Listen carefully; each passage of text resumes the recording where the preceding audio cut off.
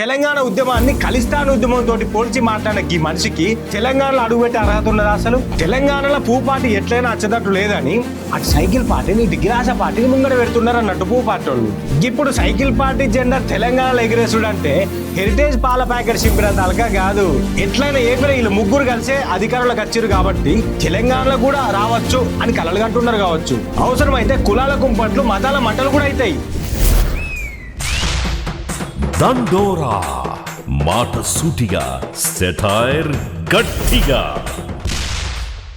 నమస్తే అందరికి, నేను మీ గోపి అలాటి. ఇప్పుడు తెలంగాణలో ఏమైతున్నది అనే దానికంటే తెలంగాణ మీద ఏమైతున్నది అనేదే పెద్ద ముచ్చట. టైం చూసుకొని మేకపిల్ల మీద పడే తోడేళ్ళ లెక్క తెలంగాణ మీద కన్నేసిరు కొన్ని పాటోళ్ళు. తోడేళ్ళని ఎందుకు అంటున్నాం, ఎవరిని అంటున్నాం అనేదే ఈ ముచ్చట. గిసండి ముచ్చట్టు చాలానే ఉన్నాయి మన దండోరాల. ఇక మన 3TV నెట్వర్క్ ను సబ్స్క్రైబ్ చేసుకొని అవన్నీ చూడుర్రి. ఇక ముచ్చట్లకు పోతే తెలంగాణ వచ్చిన ఈ 12 ఏళ్లల్లా ఏనాడు లేని ఇప్పుడే బగ్గ పాయరం పుట్టుకత్తున్నది కావచ్చు ఏపీ చిన్న సీఎం పవన్ అన్నకు. తెలంగాణ నవనిర్మాణ సంకల్ప సభ అని కార్యం పెట్టుకున్నాడు హైదరాబాద్ లా. గది కూడా తెలంగాణ ఆవిర్భావ దినోత్సవం నాడే జూన్ 2, 2014 నుంచి చిన్నగా మెల్లగా ఏపీ కంటే మంచిగానే సంసారం చక్కదిద్దుకున్నాం తెలంగాణలో. మరి ఇంకా ఈయన కొత్తగా నిర్మించేదేందో మరి ఆయనకే తెలియాలి. కానీ తెలంగాణ వచ్చినాక 11 వద్దులు బువ్వ తినలే అని మాట్లాడిన మనిషికి తెలంగాణలో ఏం పని అని బరాబర్ అడుగుతారు తెలంగాణ పబ్లిక్. ఏం సమాధానం చెప్తాడు ఈ జనసేన అని?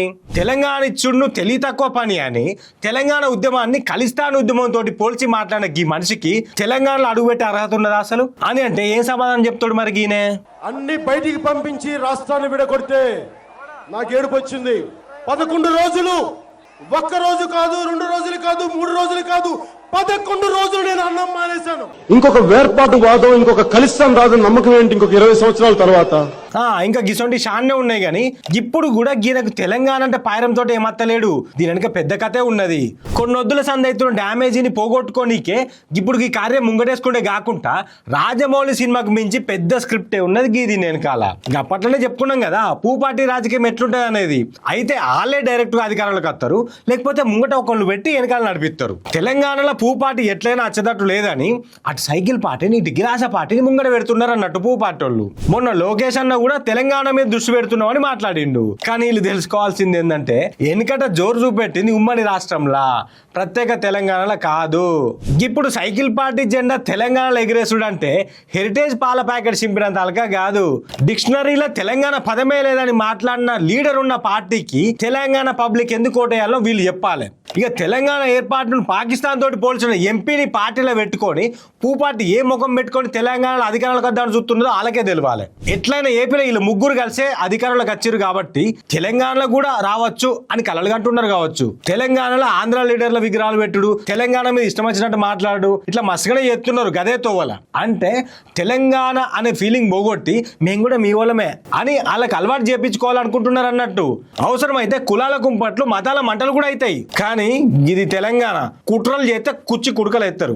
గది యాదించుకుంటే మంచిది. ఈ కొసకేందంటే తెలంగాణ ఏర్పాటు మీద తల్లిని చంపి బిడ్డను బతికిచ్చిర్రు అని మోడీ సార్ మాట్లాడిండు. పాకిస్తాన్ లెక్క విడగొట్టిర్రు అని పార్టీలోని ఎంపీ తేజస్వి సూర్య మాట్లాడిండు. రాష్ట్రం విడిపోయినందుకు ఖలిస్తాన్ తోటి పోల్చుడే కాదు 11 రోజులు పస్తులున్నా అని పవన్ అన్న మాట్లాడిండు. తెలంగాణ రాకుండేందుకు ఎంత అడ్డం పడాలో అంత అడ్డం పడ్డాడు బాబు సారు. बच्चे को बचा लिया, माँ को मार दिया है. It was done the partition of AP and Telangana was done in a worse fashion than the British did the partition of India and Pakistan. మరి ఇవన్నీ మర్చిపోతాం అనుకుంటే మీ అమాయకత్వం అని గట్టిగా చెప్తున్నారు తెలంగాణ పబ్లిక్. దండోరా మాట సూటిగా, సెటైర్ గట్టిగా.